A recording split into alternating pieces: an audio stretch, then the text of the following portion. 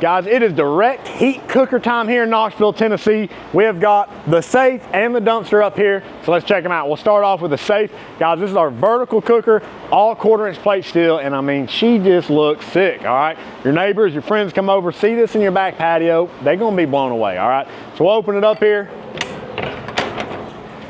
Then the smoke chamber, you got 5 sliding trays here. It's a ton of cook room in this rig. Here we've got a drip pan / water tray. So this will slide out. You can fill it up with water or just leave it empty and it'll catch all the drippings. We do have a baffle plate in between the firebox and the smoke chamber so it does not get direct fire in there, just smoke and heat. Open up the firebox here. We've got a very heavy duty fire grate in there. Those are removable as well. And then the bottom here, we got an ash pan. So slide that pan out. It's got all your ash in it, dump it out. You're good to go. So very easy to clean. Super easy to cook on, very efficient.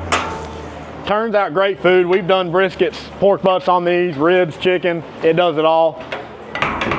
And it puts on a show while doing it. But hey, you might not need all this cooker. It might be a little bit too much for you. I got you.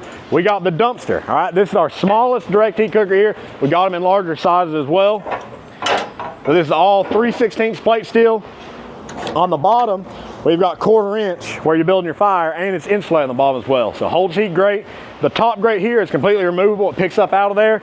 Bottom tray here slides out. Now this gentleman's actually added in a second set of slides down lower, so you got some adjustability there, whether you're using this shelf to cook on or to hold charcoal. Either way, works great. Ribs, chicken on this thing, guys, unbelievable. All right, so that's our direct heat cookers for the day. We're about to load them up, ship them out across the country. So guys, y'all know the deal. If you need a custom pit built, you know to call Team G Pits, Knoxville, Tennessee.